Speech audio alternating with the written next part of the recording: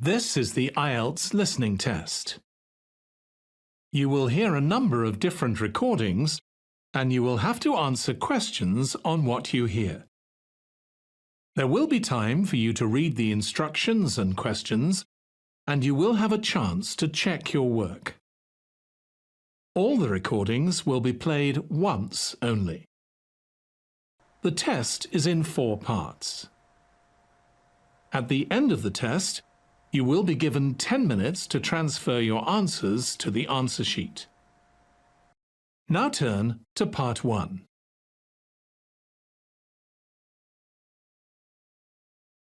Part 1. You will hear a woman telephoning a tourist office to ask about free activities. First, you have some time to look at questions 1 to 6.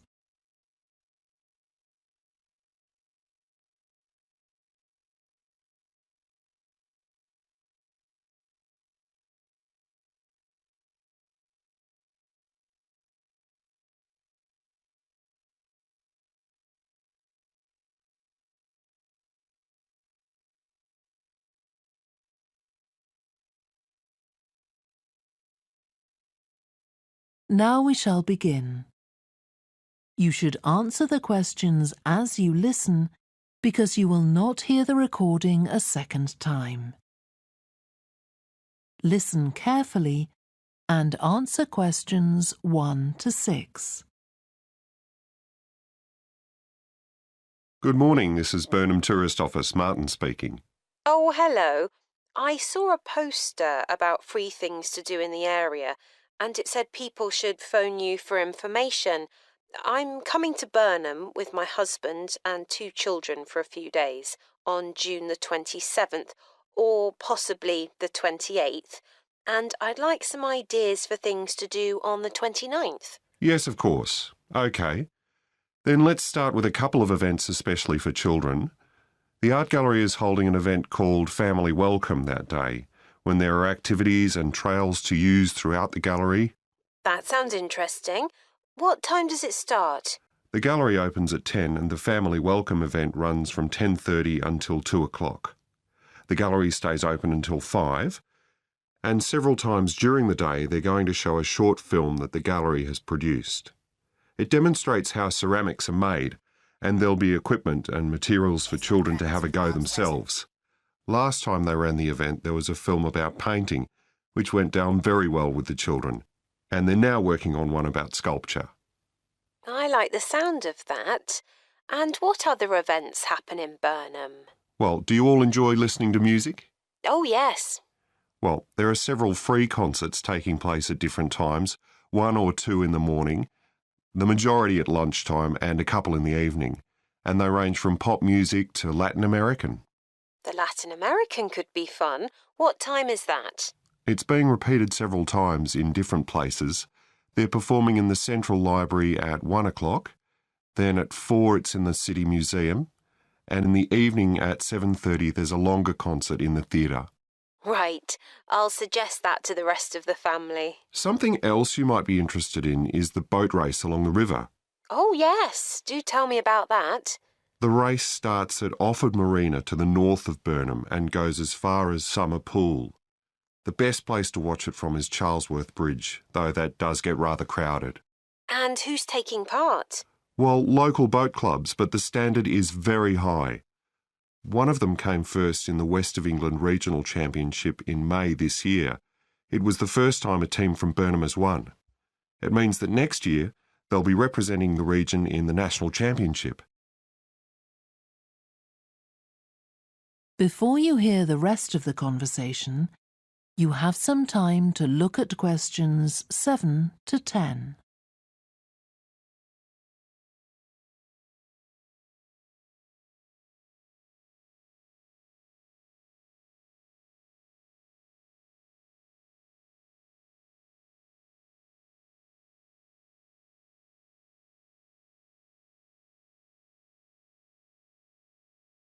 Now listen and answer questions 7 to 10. Now, I've heard something about Paxton Nature Reserve. It's a good place for spotting unusual birds, isn't it? That's right, throughout the year. There is a lake there as well as a river, and they provide a very attractive habitat. So it's a good idea to bring binoculars if you have them. And just at the moment, you can see various flowers that are pretty unusual. The soil at Paxton isn't very common.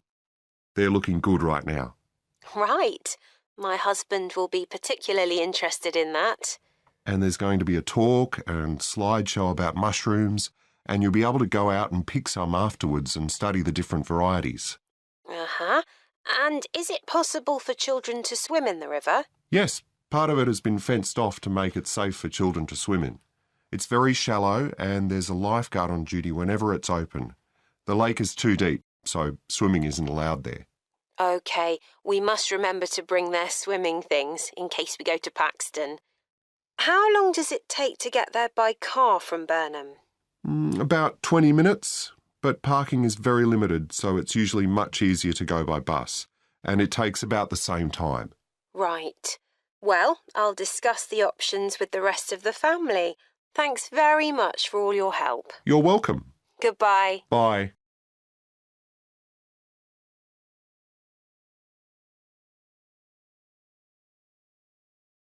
That is the end of part 1.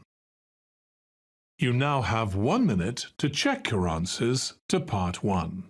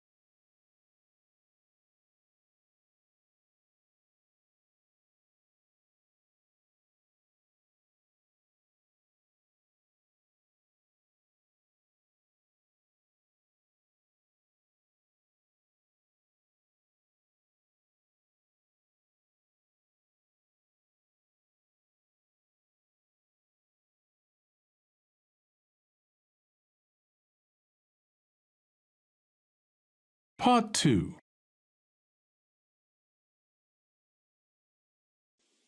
You will hear a woman talking on a radio program about a festival that is about to take place.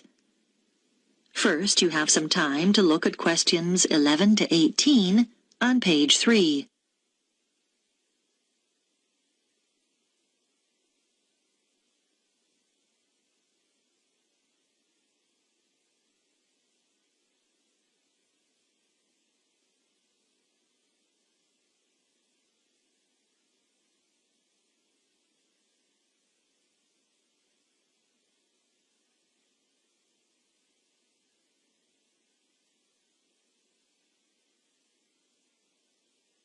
Now listen carefully and answer questions 11 to 18. I have in the studio with me Mary Smith from Yorktown Tourism, who is here to tell us about some of the events happening in our state capital over the next 3 weeks at the Spring Festival. So, Mary, what can we expect to see? Well, it's such an exciting time to be in Yorktown. To kick off the Spring Festival, there'll be a huge firework display down by the lake, starting at 9 p.m. this Saturday, the 4th of September. Over 10,000 fireworks will be set off, all choreographed to music and broadcast simultaneously here on Radio Yorkie. You should get there early if you want to get close to the action. So, bring along a picnic and a blanket, as it could get chilly in the evening. One of the things that attracts visitors to the festival from all over the country is the amazing collection of flowers on show in Central Park throughout the festival. Special buses will run from the town centre to the show at 20-minute intervals for those of you who prefer to take public transport. If you're interested in seeing the latest in cars, from the fastest to the most expensive, then head over to the motor show at the exhibition centre from the 10th to the 15th of September. It'll be open daily from 9 a.m. until 10 p.m. So you can even pop there after work. Do you like photography? Then go along to Grow Your Imagination, an exhibition of photographs of famous gardens, which will be held at the Art Gallery from the 11th to the 19th of September. Come and be inspired by some of the world's most beautiful gardens. I've had a sneak preview of some of the photographs, and they are magnificent.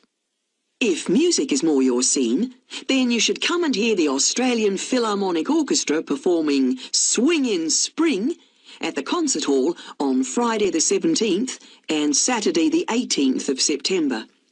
It's a celebration of dance music from the 1940s and 50s. There'll be 3 performances. Both evenings start at 7 p.m. and a matinee performance at 2:30 on the Saturday. So, get your dancing shoes on and head there. It's guaranteed to get your feet tapping. Before you hear the rest of the program, you have some time to look at questions 19 and 20 on page 4.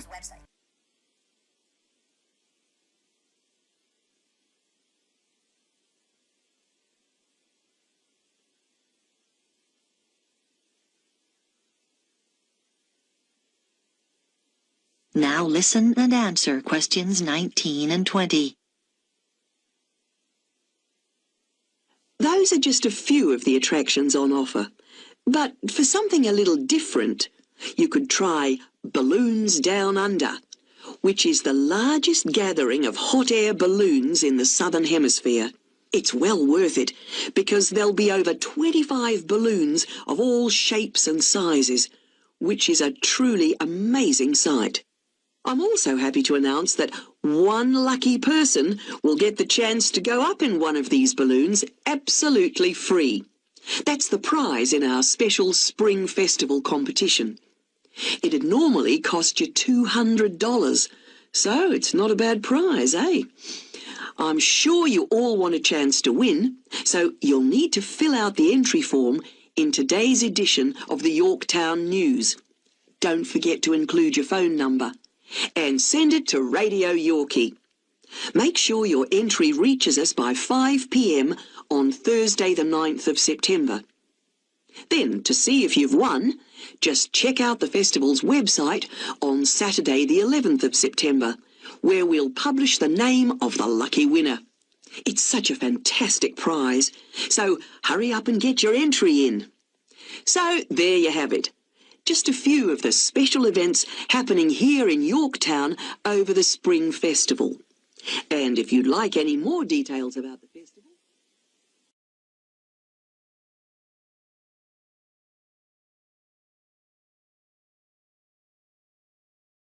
That is the end of part 2. You now have 30 seconds to check your answers to part 2.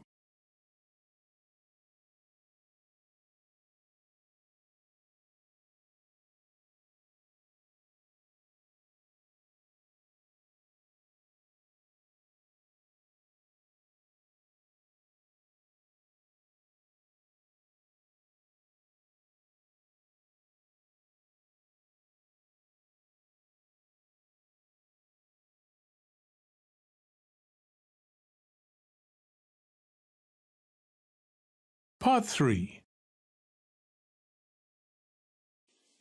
You'll hear a student called Paul talking to a tutor about a course he is thinking of doing. First, you have some time to look at questions 21 to 25 on page 5.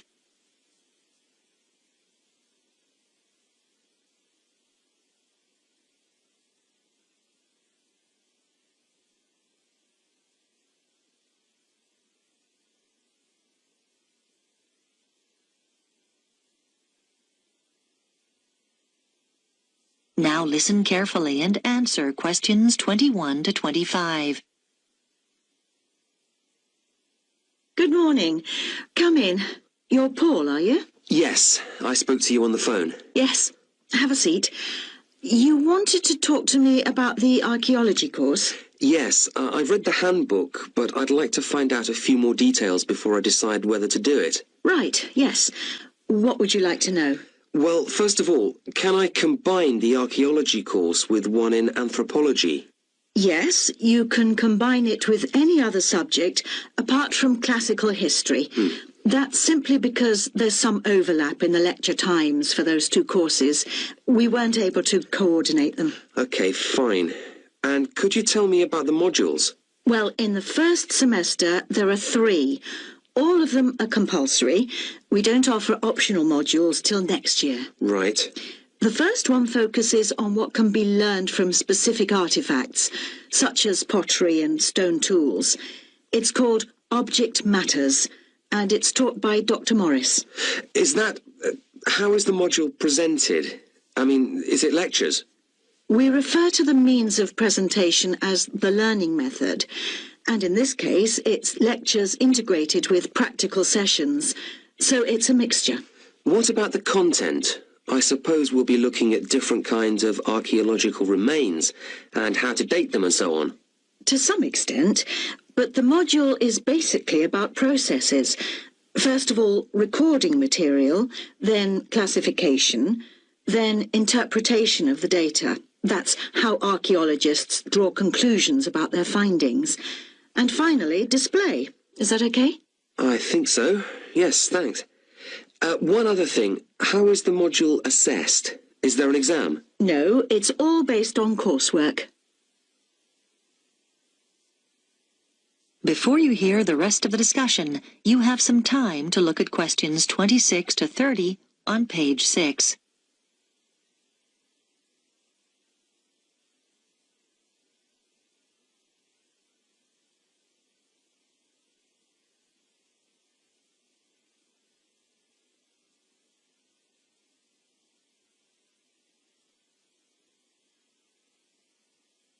Now listen and answer questions 26 to 30. Okay. And the second module, that's the one called Towns and Cities, is taught by our department head, Professor Elliott. And as the name suggests, the module's about the origins of built environments and how they developed. That's mainly factual then, I suppose. It is really. And for that reason, the assessment's by examination. But you may be pleased to know it's an oral rather than a written exam, and... It sounds a bit scary. Oh, no, most of our students find they actually enjoy it, so don't worry too much. Okay. And then the title of the third module is Method and Science.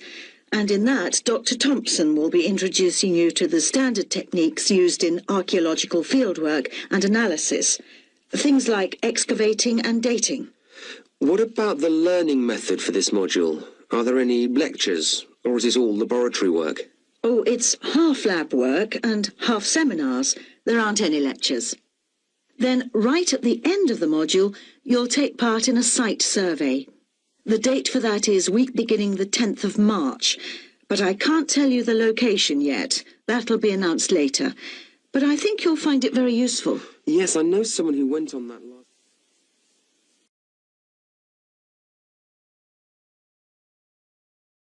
That is the end of part 3.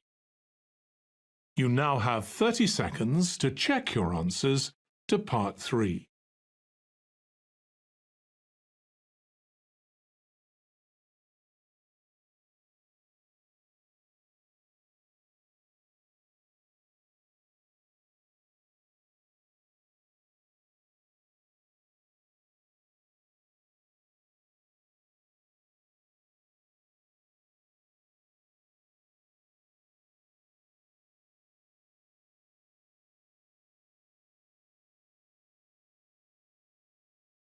Part 4.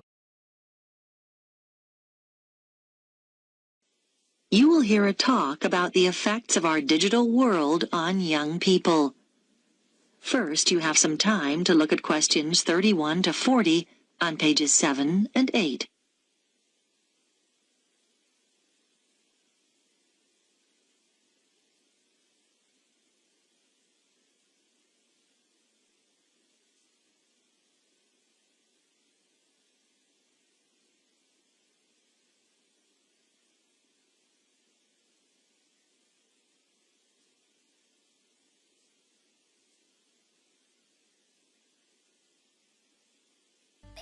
IELTS with Rob's website.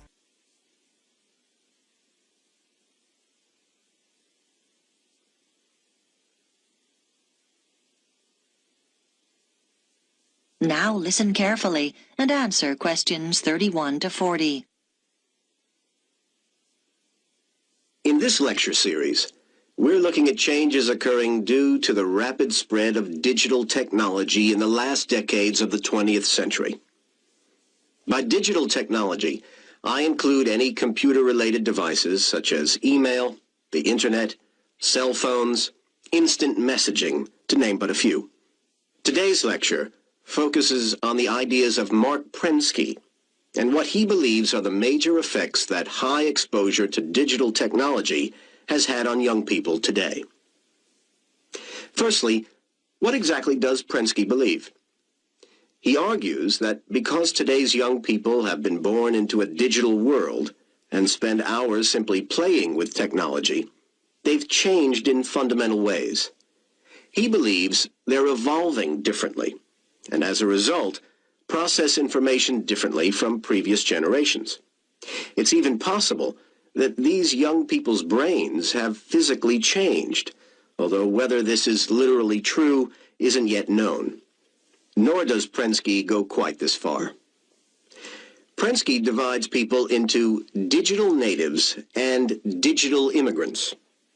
Today's young people are the digital natives, and they belong in this new digital age because they were born into it and grew up as native speakers of the digital language of computer technology, whereas digital immigrants are those born in the generations before the digital age.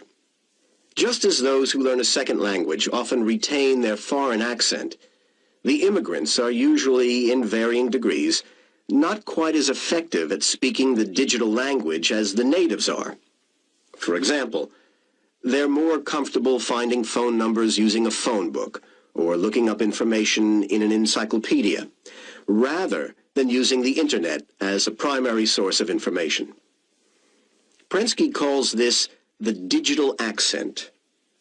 Another example of the digital accent is scanning a manual for a computer program rather than assuming the program itself will teach you how to use it.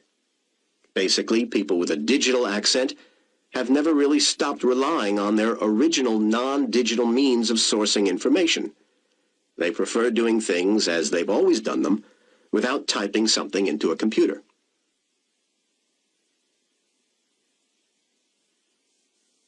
Prensky predicts that due to all this, changes are in store, mainly in the area of education.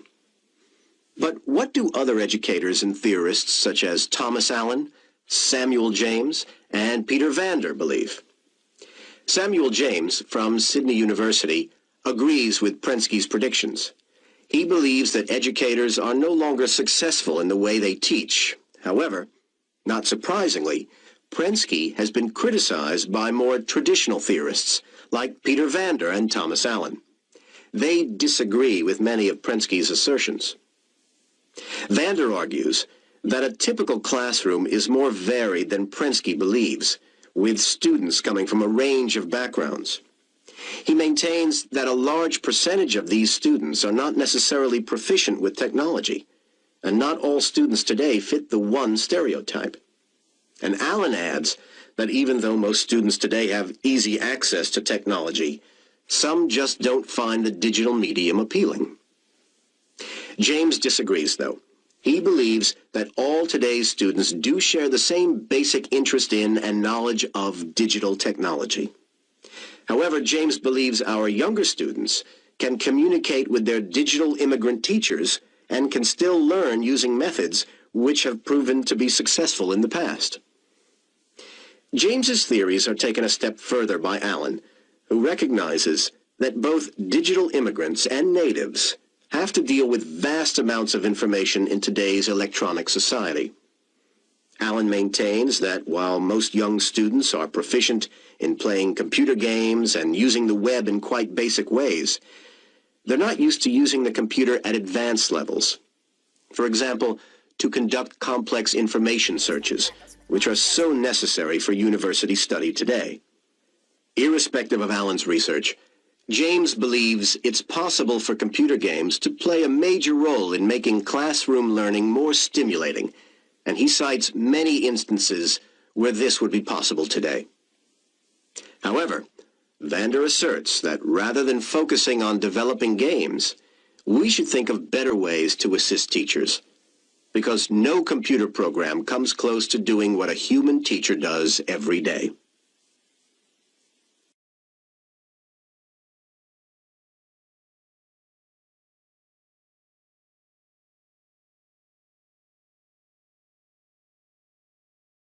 That is the end of Part 4. You now have 1 minute to check your answers to Part 4. That is the end of the listening test. In the IELTS test, you would now have 10 minutes to transfer your answers to the answer sheet.